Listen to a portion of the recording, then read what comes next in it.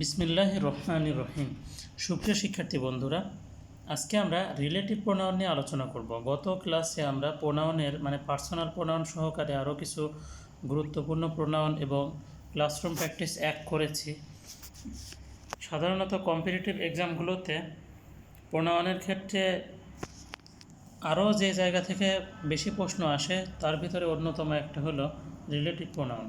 তো আশা করি তোমরা এই ব্যাপারটা খুব ভালোভাবে বোঝার চেষ্টা করবে, কারণ এখানে আসলে পরীক্ষার হলে একটু ভালোভাবে খেয়াল না করলে ভুল হয়ে যায়। তো চলো আমরা দেখি। রিলেটিভ প্রোনাউন হিসেবে সাধারণত হু, হুম, দ্যাট, হোয়াট, হুজ, হুইচ এদের ব্যবহারকে বোঝায়। নিচে সংক্ষেপে এদের ব্যবহার দেখানো হলো। তোমরা ভালো করে দেখো, হু কোনো ভার্বের সাবজেক্ট হিসাবে ব্যবহার হয়। একটা জিনিস মনে রাখবা, আধুনিক ইংলিশে বর্তমান যে স্পিকিং ইংলিশ, এখানে কিন্তু হু সাবজেক্ট অবজেক্ট দুটোর ক্ষেত্রে ব্যবহার হয়। কিন্তু আমরা যে পরীক্ষা দেই, পরীক্ষাগুলোতে কিন্তু আমাদের হু এর ব্যবহারটা সাবজেক্ট হিসাবেই তারা চায়, পুরাতন ব্রিটিশ ইংলিশ হিসাবে। তো সেই হিসাবে আমরা এখানে ব্যবহারটাকে মুখ্য না করে আমরা নিয়মটাকে দেখার চেষ্টা করব।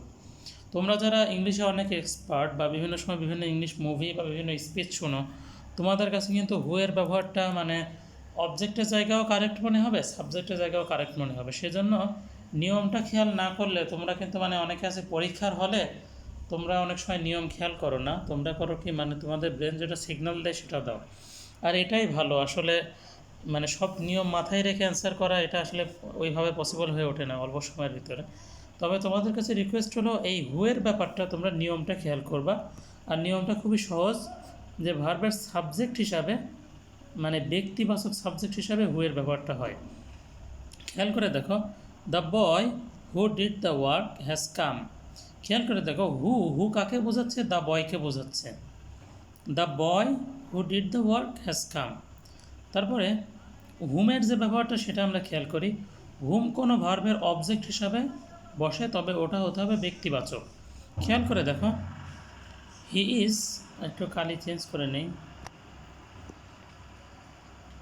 খেয়াল করে দেখো, he is the student hmm I believe to have the ability to get chance in Dhaka university.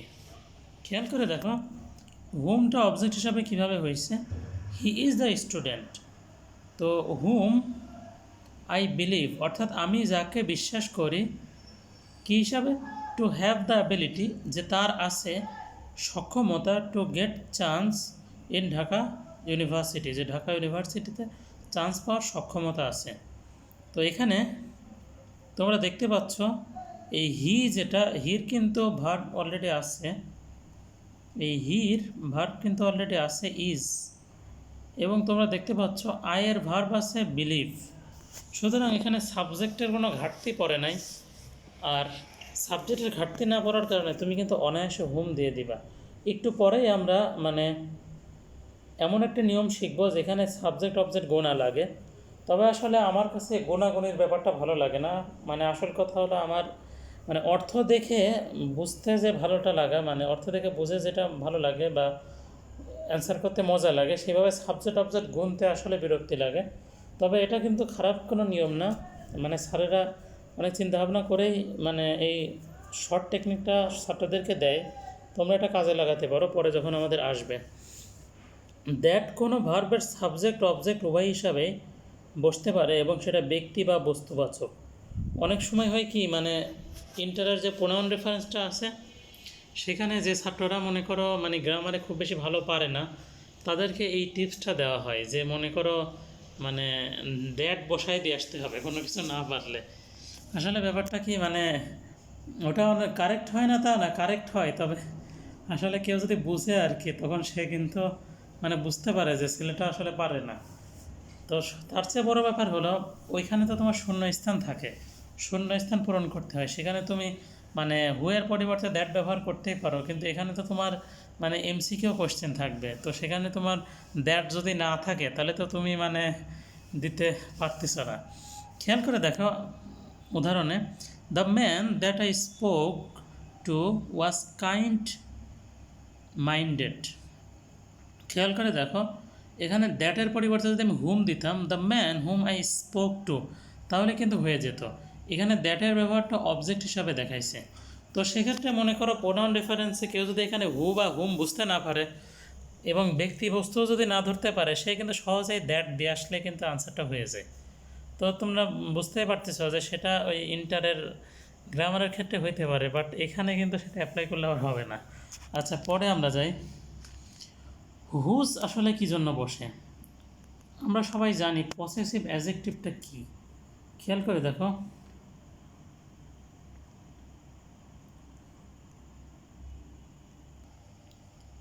তো তোমরা খেয়াল করে দেখো, আমরা পসেসিভ অ্যাডজেক্টিভ বলি মানে এই দেখো মাই পেন, আমরা দিলাম মাই পেন, ঠিক আছে। আমরা মাইকে প্রোনাউন না বলে কেন অ্যাডজেক্টিভ বলতেছি বলতে পারো? এর কারণটা হলো, এই যে মাই আছে না, মাই শব্দটা, এই মাই শব্দটা কিন্তু এই নাউনের পূর্বেই বসে। আর নাউনের পূর্বে কি বসে? অ্যাডজেক্টিভ বসে। তো এই জিনিসটা তোমরা সহজে বুঝতে পারতেছো যে নাউনের পূর্বে অ্যাডজেক্টিভ বসে, আর তাই মাই শব্দটা এখানে বসছে। ঠিক একইভাবে যদি তুমি এর প্রোনাউন ব্যবহার করো, তাহলে তুমি কিন্তু শুধু মাই ব্যবহার করতে পারো না, তোমাকে ব্যবহার করতে হচ্ছে মাইন। এটা হলো পসেসিভ প্রোনাউন, আর এটা হচ্ছে পসেসিভ অ্যাডজেক্টিভ। ঠিক একইভাবে এই যে হুজ শব্দটা আছে, এই হুজ শব্দটা কিন্তু তোমরা যখন ব্যবহার দেখবা যে এটা হচ্ছে ঠিক নাউনের পূর্বে বসে। কিসের পূর্বে বসে? দুঃখিত, নাউনের পূর্বে বসে। আমি যদি এখানে দেই হচ্ছে হুজ পেন, হুজ পেন, তো হুজ পেন যদি আমি দেই, আমি একটু সংক্ষেপে লিখছি, তাহলে কিন্তু এটার মানে ব্যবহারটা ঠিক থাকবে। হুজ পেন, দেখো নাউনের পূর্বে আছে, এটা হচ্ছে নাউন, তার পূর্বে পসেসিভ অ্যাডজেক্টিভ। তো এটা আসলে সেই জন্যই ব্যবহার হয়, তোমরা এটার ব্যবহার নিয়ে খুব বেশি টেনশনে পড়বা না। মালিকানা বোঝাতে খেয়াল করে দেখো, দিস পিকচার ইজ দ্য দুঃখিত, Bob is the person whose pen I used. খেয়াল করে দেখো, এই হুজ পেন মানে যার পেন, মানে বব সেই ব্যক্তি যার পেনটা আমি ব্যবহার করেছি। তো তুমি দেখতেই পাচ্ছ এটা কিন্তু ঠিকই একটা নাউনের পূর্বে সেটার মালিকানা বোঝানোর জন্য ব্যবহার হচ্ছে। আসলে এগুলো খুব ইজি, আসলে অত কঠিন ব্যাপার না, তবে পরীক্ষার হলে আসলে মাথা একটু ঘোলাই যাইতেই পারে, এটা স্বাভাবিক ব্যাপার। কারণ অত কম সময়ের ভিতরে, আসলে কম না, ওই সময়টা কিন্তু আসলে কম না, ব্যাপক সময়। কিন্তু তুমি যদি প্র্যাকটিস না করো তাহলে কিন্তু আসলে কম মনে হয়, কারণ তোমরা সাধারণত 1 মিনিট সময় পাও একটা এমসিকিউ দাগানোর জন্য, তো ওখানে তুমি 1 মিনিটও পাইতেছো না। আবার পরীক্ষার পরিস্থিতি অনুযায়ী আমি যেমন 5 মিনিট সময় কম পেয়েছিলাম ঢাকা ইউনিভার্সিটির পরীক্ষায়, তুমি ওইরকম 5-10 মিনিট কম পাইতেই পারো। সেই হিসাবে তোমার তো এমসিকিউ দাগানোর অভ্যাসটা করতে হবে আরও আগে। মনে করো 45 মিনিট সময় আছে, তোমার 25 মিনিট বা 30 মিনিটের ভিতরে দাগানোর অভ্যাস করতে হবে, নাহলে কিন্তু তুমি মানে পরিস্থিতি ফেস করতে পারবা না। আচ্ছা, আমি ব্যাপারগুলো বারবার বলেছি, তারপরেও বলি, কারণ মানুষের স্বপ্নটা এত সস্তা না, জানো কি না। আর এই মানে স্বপ্নটা সহজে নিলামে না উঠে যাক, এটাই আর কি আমার কামনা। নিলামে ওঠা বলতে মানে একটু থেকে একটু হওয়ার জন্য তোমার স্বপ্নটা ভেঙে যাক, এই জিনিসটা আসলে মানে চাইতেছি না, এই জন্যই। আচ্ছা, পরে আমরা দেখি হুইচ কোনো ভার্বের সাবজেক্ট অবজেক্ট হিসাবে ব্যবহার এটা হয়, যেমন the car which I hired broke down. এই খেয়াল করে দেখো, হুইচ আই হায়ার্ড এখানে কিন্তু তোমার অবজেক্ট হিসাবে ব্যবহার হয়েছে। একটা জিনিস খেয়াল রাখতে হবে, এই হুইচ শব্দটা আছে না, হুইচ শব্দটা কিন্তু তোমার এই প্রোনাউন হিসাবেও ব্যবহার হতে পারে, আবার অ্যাডজেক্টিভ হিসাবেও ব্যবহার হতে পারে। তো সেই হিসাবে তোমার কিন্তু একটু খেয়াল করে আনসার করতে হবে। এরপরে আমরা দেখছি হোয়াটের ব্যবহার, যে কোনো ভার্বের সাবজেক্ট বা অবজেক্ট হিসাবে ব্যবহার হতে পারে। যেমন 1 নম্বরটা কি আছে, আই নো হোয়াট হ্যাপেন্ড, আমি জানি কি ঘটেছিল। এই ঘটার কাজটার কর্তাকে হোয়াট, কি, তাহলে আমি জানি কি ঘটেছিল। আর অবজেক্ট হিসাবে কীভাবে হচ্ছে, I know what you want, আমি জানি তুমি কি চাও।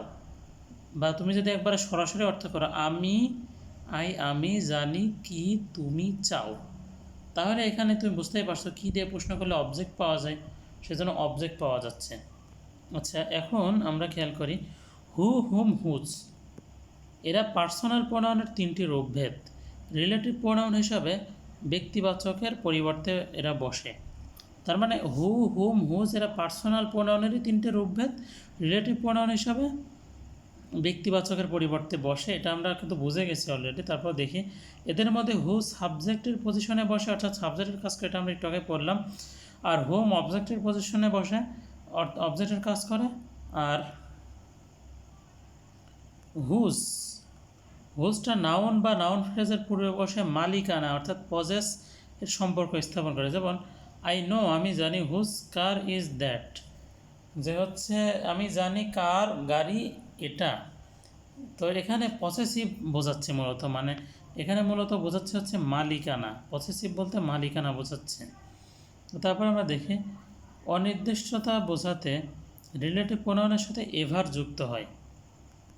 অর্থাৎ এখানে যদি হুর যদি অ্যান্টিসিডেন্ট না থাকে, অর্থাৎ হু কাকে বোঝাচ্ছে, ওই মানে হু যার দিকে ফিরছে সে যদি তোমার না থাকে, বুঝতে হবে তোমাকে, হু যার দিকে ফিরছে সেটা যদি না থাকে, তাহলে তার সাথে কি ব্যবহার হয়, এই যে এভার শব্দটা ব্যবহার হয়, EVER। যেমন হু এর পরিবর্তে ব্যবহার হয় হচ্ছে, হু এর পরিবর্তে ব্যবহার হয় হু এভার, আর হুমের পরিবর্তে ব্যবহার হয় হচ্ছে হুম এভার। তো মনে রাখবে হু বা হু এভার, হুম বা হুম এভার এবং হুইচ বা হুইচ এভার এরা হুবহু একই গ্রামাটিক্যাল রুলস অনুসরণ করে। অর্থাৎ উপরে যে আমরা রুলসগুলো পড়লাম সেই একই রুলসই কিন্তু এরা অনুসরণ করে, শুধু পার্থক্য একটা জায়গায় থাকে। সেটা হলো, আমি দাগ দিয়ে দেখাচ্ছি, সেটা হলো অনির্দিষ্ট। অর্থাৎ এভার যুক্তগুলো কি, এভার যুক্তগুলো হয়ে যায় হচ্ছে অনির্দিষ্ট, আর বাকিগুলো থাকে নির্দিষ্ট।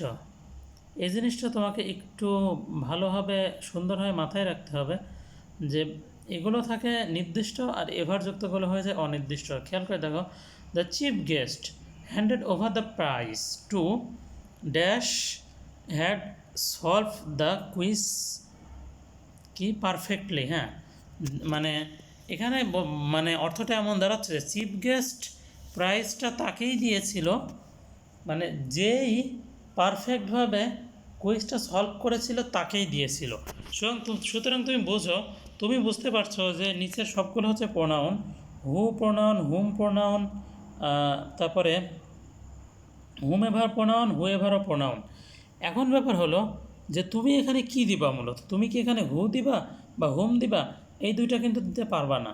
কারণ কি, কারণ হলো এই দুইটা যদি তুমি দিতে যাও তাহলে এর অ্যান্টিসিডেন্ট বা পূর্বে ফেরার মতো কিছু লাগবে, আর পূর্বে ফেরার মতো কিছু থাকলেই সেটা নির্দিষ্ট হইতো। কিন্তু যেহেতু নির্দিষ্ট না, সেহেতু তুমি কিন্তু এটা দিতে পারতেছো না। তাহলে হুম এভার বা হু এভারের ভিতর তোমার যে কোনো একটা দিতে হবে।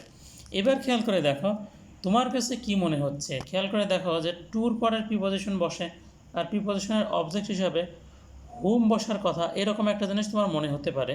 কিন্তু তোমাকে আমি বলি, এই জায়গার ক্ষেত্রে যদি মানে পরবর্তীতে তাকানোর পরে যদি কোনো ফাইনাইট ভার্বের, মানে কোনো ফাইনাইট ভার্বের যদি তুমি সাবজেক্ট না খুঁজে পাও, এ দেখো ফাইনাইট ভার্ব যে হ্যাড সলভড, এটা কি একটা ফাইনাইট ভার্ব, এটা যদি তুমি সাবজেক্ট না খুঁজে পাও তখন তুমি অবজেক্টটা না দিয়ে তুমি সাবজেক্টটা দিবা। খেয়াল করে দেখো এখানে the chief guest handed over the price, এখানে হ্যান্ডেড ওভার হচ্ছে তোমার ভার্ব, এই ভার্বের কিন্তু তোমার মানে সাবজেক্ট আছে। এখন ব্যাপার হলো হ্যাড সলভার কি সাবজেক্ট আছে, হ্যাড সলভার কিন্তু তোমার সাবজেক্টটা নাই। যেহেতু সাবজেক্টটা নাই সেহেতু তোমার কি করতে হবে, একটা সাবজেক্ট দিতে হবে। এখন ব্যাপার হলো যে তুমি বলবা যে তা তো অবজেক্ট আমার দরকার, তো অবজেক্ট আমি কই পাবো, সেটাও আমি তোমাদেরকে সমাধান করে দিচ্ছি। তো তুমি একটা জিনিস খেয়াল করো, হুম এভার কি সাবজেক্টের জায়গায় বসে না হু এভার সাবজেক্টের জায়গায় বসে। এই পরিস্থিতিতে তোমাকে ভার্বের দিকে তাকিয়ে সাবজেক্টের রূপটাকে প্রাধান্য দিতে হবে। আশা করি বুঝতে পারছো কেন সাবজেক্টের রূপটাকে প্রাধান্য দিতে হবে সেটা বলতেছি। তুমি শুধু একটু বুঝো আগে যে হচ্ছে ফাইনাইট ভার্ব হওয়ার কারণে এখানকার আনসারটা হবে হু এভার, হুম এভারটা হবে না। এখন বলি তোমার অবজেক্টটা কই গেল, পুরো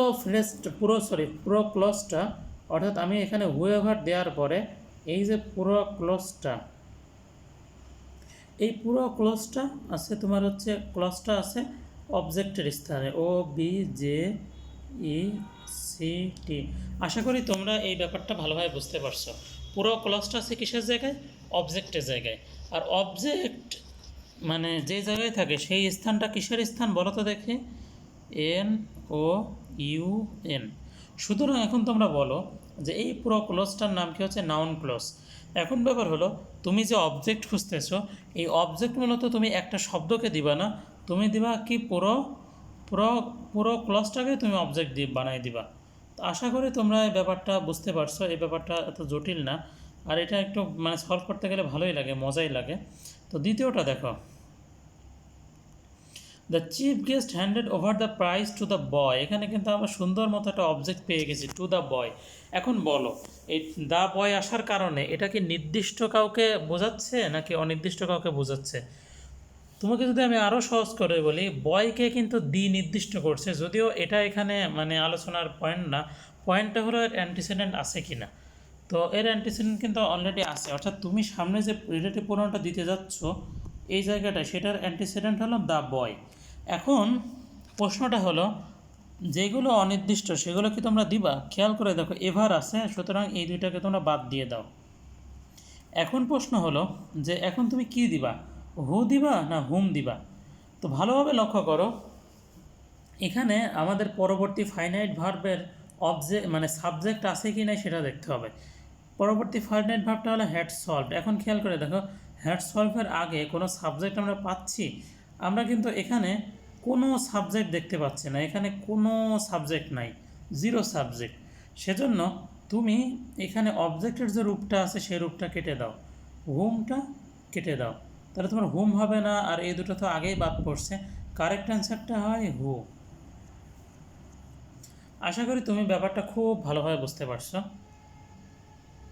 তো শিক্ষার্থী বন্ধুরা, আমরা একটু পরবর্তীতে লক্ষ্য করি যে আচ্ছা এই ব্যাখ্যাটা কিন্তু আমি অলরেডি তোমাদেরকে দিয়ে দিয়েছি। তোমাদের আশা করি এই ব্যাখ্যাটা আর দরকার হবে না, তারপর তোমরা একবার পড়ে নিও। দেখো তো পরবর্তীগুলো আমরা সলভ করা শুরু করি। আচ্ছা প্রথমটা তুমি ভালোভাবে লক্ষ্য করো, এখানে শশী বলতে কি একটা নির্দিষ্ট মানে নাম চলে আসছে না? এবারে ওয়েন্টের কি সাবজেক্ট আছে? সাবজেক্ট কিন্তু নাই, তো সাবজেক্টের স্থানে আমাদের একটা দিতে হবে। এখন বলো যেহেতু শশী অলরেডি চলে আসে, তুমি কি এখানে মনে করো হুম এভার বা হু এভার দিবা? অবশ্যই দিবা না। আর যেহেতু সাবজেক্ট নাই সেহেতু অবজেক্ট বাদ, তাহলে তোমার আনসারটা হচ্ছে কি? তোমার আনসারটা যেটা হচ্ছে সেটা হলো তোমার হচ্ছে হু। আবার দেখো I saw Shashi, we went, দুঃখিত, we knew as the best. এখানে খেয়াল করো নিউ এর কি তোমার আছে? নিউ এর অলরেডি সাবজেক্ট আছে, তার মানে এখন এখানে তোমার হচ্ছে এই সরও সাবজেক্ট তুমি পাইছো, এবং তুমি দেখতে পাচ্ছ শশী একটা মানে জলজন্ত একটা মেয়ের নাম এখানে চলে আসছে। তাহলে তুমি এখানে হু এভার বা হুম এভার দুইটাই বাদ দিবা, রাখবা কি তাহলে? দেখো সাবজেক্ট কিন্তু অলরেডি আসছে, সাবজেক্টটা কি উই, এই সাবজেক্টটা থাকার কারণে তুমি হু বাদ দিবা, তাহলে অবজেক্টের স্থানটা দিবা, আর এটাই হচ্ছে আনসার। দেখো এই শীটটাতে কত সুন্দরভাবে ব্যাখ্যা সহকারে তোমাকে কিন্তু বোঝানো হয়েছে, সেই ব্যাখ্যাগুলো তোমরা একবার পড়ে নিও। তো শিক্ষার্থী বন্ধুরা, সামনের ক্লাসে আমরা ক্লাসরুম প্র্যাকটিস 2 করবো। আজকের মতো এখানেই বিদায় নিচ্ছি। আল্লাহ হাফিজ।